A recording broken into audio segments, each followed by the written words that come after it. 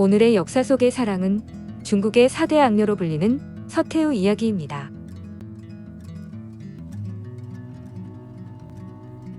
서태후는 한풍제 후궁이며 붕치제 생모인데 공식 칭호가 아니라 자금성 서쪽에 산다고 서태후라 부른 것이 일반화가 되었습니다.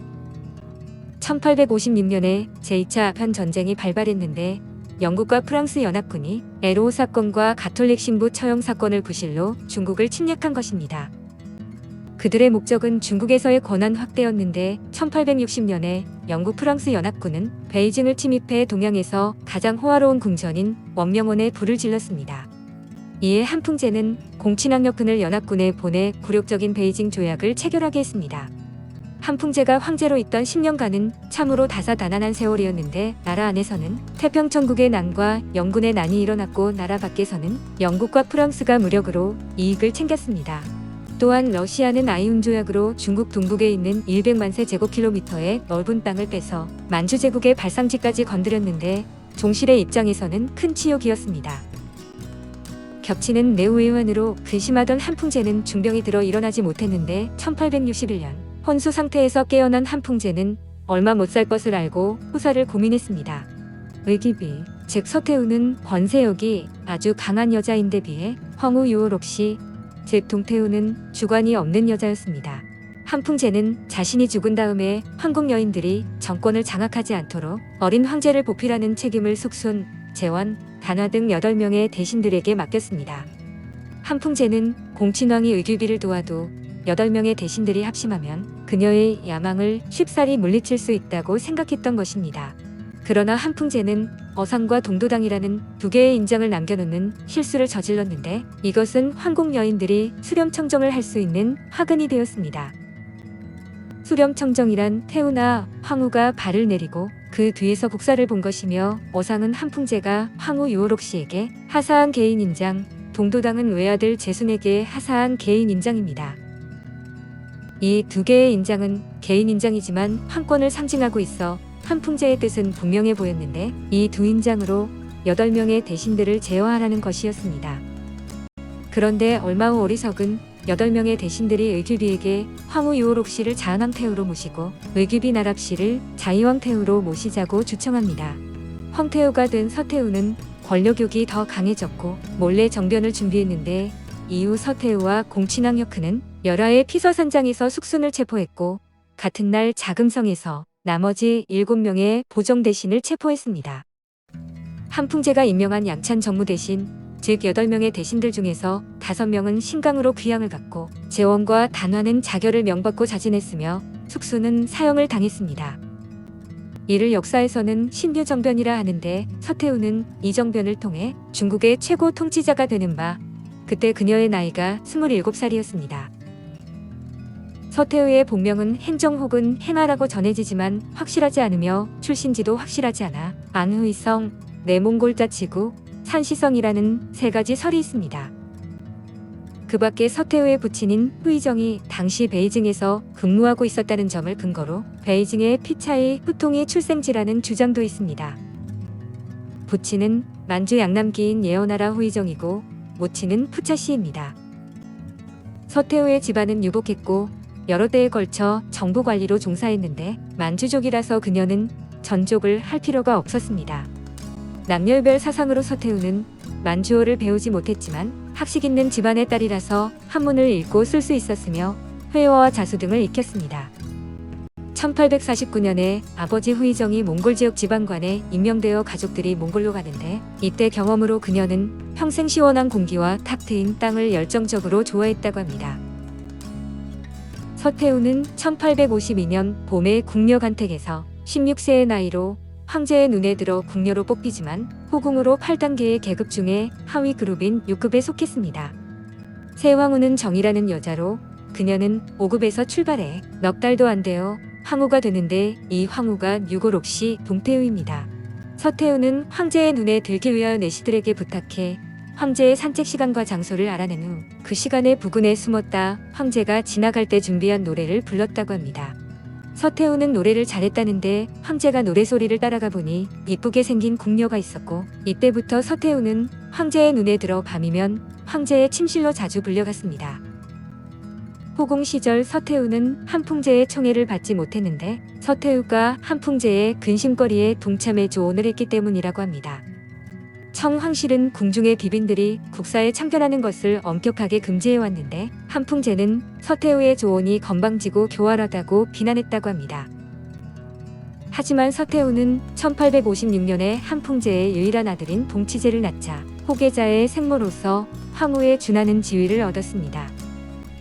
그 후 한풍제가 1861년 사망하면서 아들 동치제가 6세 나이로 즉위하자 한풍제의 정실 황후인 동태후와 같이 섭정을 하면서 권력을 잡았습니다. 서태후는 후궁이지만 동치제의 생모라서 성모 황태후가 되었고 동태후는 한풍제의 황후라 모후 황태후가 되었기 때문입니다. 이것은 청황조의 본래 규정으로 후궁의 아들이 황제에 즉위하면 선왕의 정실 황후는 모후 황태후, 황제의 생모인 후궁은 성모 황태후가 되었습니다. 물론 같은 태후라도 모후 황태후인 동태후가 지위도 높고 법적 정당성이나 명령의 권위 또한 더 높았습니다. 실질적인 권력은 대부분 권력욕이 있었던 서태후가 갖고 있었지만 두 태후 간의 알력 다툼은 피할 수 없었습니다. 원래 동태후가 더 윗전인데 동치제가 엄격하게 대하는 서태후보다는 온화한 성품인 동태후를 더 좋아했다고 합니다. 이 알력 다툼이 20년이나 가게 되는데 1881년 어느 날 동태후가 계단을 내려가다가 넘어져 뇌진탕으로 사망하면서 서태후가 완전히 권력을 장악하게 됩니다. 동태후의 죽음을 두고 서태후가 손을 써서 암살을 했다는 음모론도 있었으나 공식적으로는 뇌진탕으로 인한 병사가 맞습니다. 두 태후에도 황실의 어른으로 정치에 관여하던 한풍제의 동생인 공친왕 때문에 청나라 황실은 상당히 혼란스러웠습니다. 동치제가 장성에 친정을 시도하자 이번엔 모자간 갈등이 벌어졌는데 서태후가 매우 엄격해 모자간 사이가 멀어진 탓도 껐으며 이런 가운데 동치제가 19세의 젊은 나이에 사망을 하게 됩니다. 동치제가 요절한 1875년에 서태후는 자신의 여동생과 순친왕 혁현 사이에서 태어난 아들, 즉 조카인 제첨을 양자로 들여 즉위시켰는데 이 사람이 광서제입니다. 당시 황제는 4살 정도에 불과해서 서태후가 다시 섭정을 했는데 혁현은 형 공친왕 못지않게 서태후와도 가까웠었습니다. 그러나 외아들 제첨이 자신도 모르게 입양된 사실에 서태후의 권력욕에 몸서리치며 통곡하다 실신까지 했다는데 이후 혁현은 아들의 안위를 위해 서태후 앞에서 쩔쩔매야 되었습니다. 1881년에 동태후가 급사한 이후 혁훈과 서태후의 관계는 더 나빠졌고 혁현은 아들 때문에 서태후 앞에 더 납작하게 엎드렸습니다.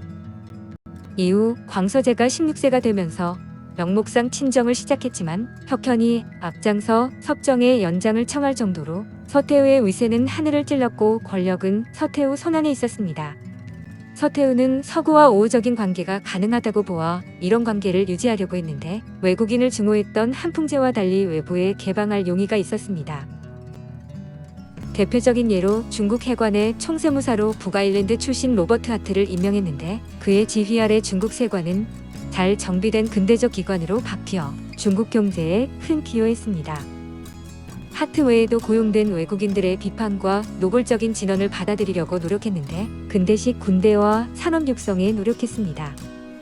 군대 훈련을 위해 외국 장교들을 채용했고 무기 제조를 위해 외국 엔지니어들을 고용했으며 기술과 장비를 적극적으로 사들였으며 해외에 시찰단도 보냈습니다. 이때 리웅장이 중국 개혁파의 영수였으며 공친왕과 더불어 서태후의 근대화 추진 사업에서 핵심 인물이었습니다. 광서제는 항요웨이와 같은 젊은 사상가들을 곁에 두었는데 이들은 변법자강운동으로 입헌 군주제로의 전환 및 근대적 개혁을 꿈꾸었습니다. 그러나 광서제가 자신의 군대를 가지려 하자 처음에는 그를 지지하던 서태후가 지지를 철회하게 됩니다.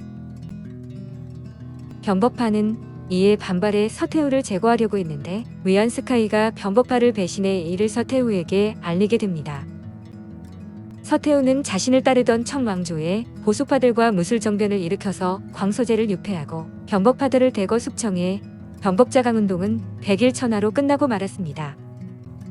개혁 세력은 여러 법안을 제정해 공표하면 모든 것이 해결되는 줄 알았지만 청나라의 행정은 이를 소화할 수 없었습니다. 또 18에서 19세기에 인구가 폭증했지만 행정력이 따라가지 못해 공백이 많았는데 이런 상태에서 개혁에 성공하는 것은 불가능했습니다. 또한 광서재는 어릴 때 부모와 헤어져 서태후의 교육을 받아 엄격한 서태후를 상대로 의지를 강하게 밀고 나가지 못했습니다. 심지어 후궁을 들일 때도 원하는 여자와 서태후가 권하는 여자가 다르면 잠시 고민하다 후궁 정부를 서태후가 권하는 여자들로 들였다는 일화가 있습니다. 반회세 운동단체인 의화단 운동이 일어나자 서태후는 이들을 구슬렸어 청나라를 부흥시켜 서양 오랑캐를 몰아내자는 부척 묘량으로 구호를 바꾸게 했습니다. 이후 서양 열강들이 자신을 몰아내고 광서재를 복귀시키려 한다는 소문을 듣고 선전포고를 했다. 헛소문이니 밝혀지자 취소를 하게 됩니다. 하지만 이미 화가 난 열강들은 8개국 연합국으로 베이징을 점령했으며 서태후는 시안까지 도주했다 불평등 조약인 신축조약을 맺게 됩니다.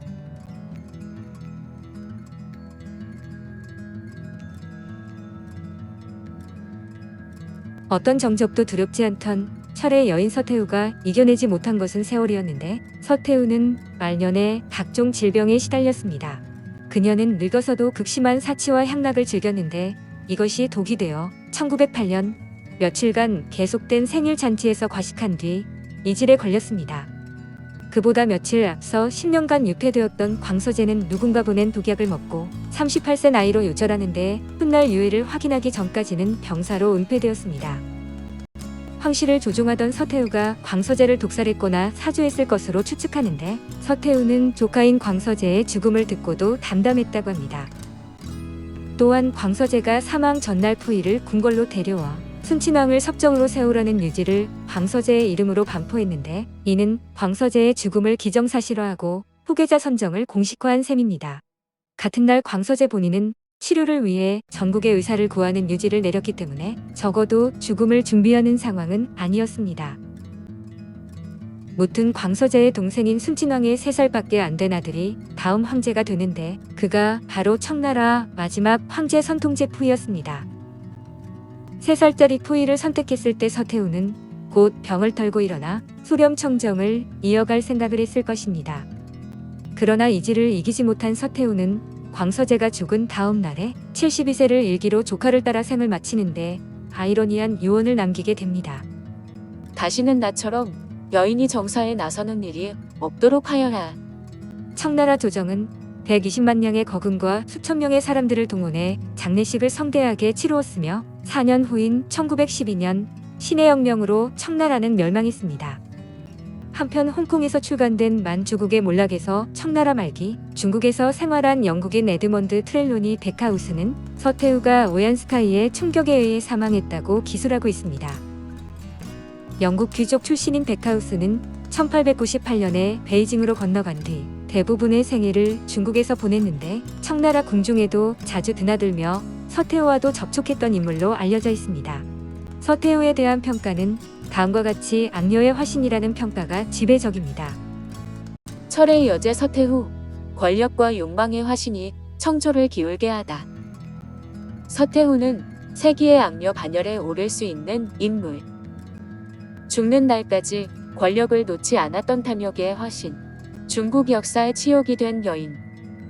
또한 권력욕이 강한 여인, 음탕한 여인, 사치스러운 여인, 매정한 여인으로 기록되는데 동치제의 황후인 아르툭시의 머리채를 휘어잡고 마구 때린 일도 있었다고 합니다. 반면에 장융은 서태후를 현대 중국의 기초를 만든 통치자로 평가했으며 헐벅은 백성들이 사랑했던 여인으로 묘사했고 외세에 맞서 싸운 군주, 신하들을 잘 다룰 줄 아는 뛰어난 영도자라는 평가도 있습니다. 서태후는 뛰어난 미인은 아니었지만 기품 있는 자태를 갖고 있었는데 키는 150cm를 조금 넘었지만 항상 꼿꼿하게 앉아 있었다고 합니다.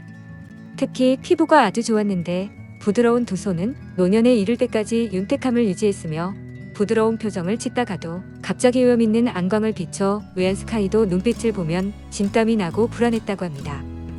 시녀들이 머리를 빗겨주다 머리카락이 하나만 빠져도 그 시녀는 목이 달아났기 때문에 시녀들은 소매가 넓은 옷을 입고 빠진 머리카락이 소매 속으로 떨어지게 해서 빠지지 않는 것처럼 속이기도 했습니다.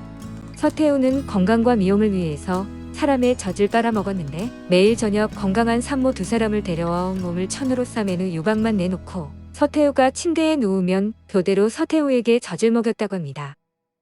서태후는 각 지역에서 건강하고 잘생긴 젊은 남자들을 뽑아서 매일 밤 2사람씩 침실에 들게 했는데 동침해서 자기를 만족시키지 못하면 다음날 목을 베어 죽였다고 합니다. 수많은 젊은 남자들이 서태후에게 불려가 하룻밤 놀이개가 되었다가 다음날 아침 목이 잘려 죽은 시체로 나왔는데 음탕한 행동이 소문날까 두려워 죽였다는 기록도 있습니다. 1928년에 일부 일탈한 군인들이 보석들을 약탈하기 위해 서태후의 능묘에 침입했는데 다이너마이트로 구멍을 내고 들어가 관을 총검과 쇠막대기로 개봉했습니다. 서태후 주변의 보석들을 강탈한 뒤에 그들은 그녀의 옷을 찢고 치아를 뽑아내는 등 숨겨진 보물이 없는지 확인했고 묘에는 노출된 채로 방치되었습니다.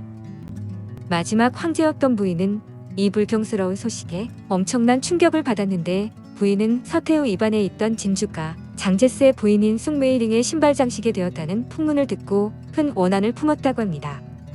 일설에 의하면 이 때문에 부위가 일본의 만주국 설립에 강한 저항을 하지 않았다고 합니다. 서태후의 이야기는 수많은 창작물의 주제로 등장하는데 영화 마지막 황제에서는 중국계 미국 배우 리사루가 서태후 역을 했습니다. 드라마로는 마지막 황제의 드라마판이라 할 수 있는 중국 드라마 말대 황제전기, 장성희가 출연했던 중국 드라마 경자풍운, 홍콩 드라마 소녀장이 등이 있습니다. 헐벅의 소설인 연인 서태후는 서태후를 고뇌에 찬 여인으로 그리고 있으며 홍콩 배우 구숙정이 주연한 에로 영화 외전 해영란이 서태후 라이징을 다룬 영화입니다. 중일학작 드라마인 창궁의 묘에서는 다나카 유코가 서태후 역을 맡았는데 태후와 가장 외모가 비슷한 배우로 꼽힙니다. 그대가 나의 사랑이 되어 준다면 내 인생을 모두 걸고서라도 그대와 함께 이 길을 가겠습니다. 외롭고 힘겨운 이 길, 그러나 그대가 내 곁에 있기에 언제나 행복한 길, 그대의 사람이 되어 영원히 저 무덤 속까지. 알퐁스 도테, 그대가 나의 사랑이 되어 준다면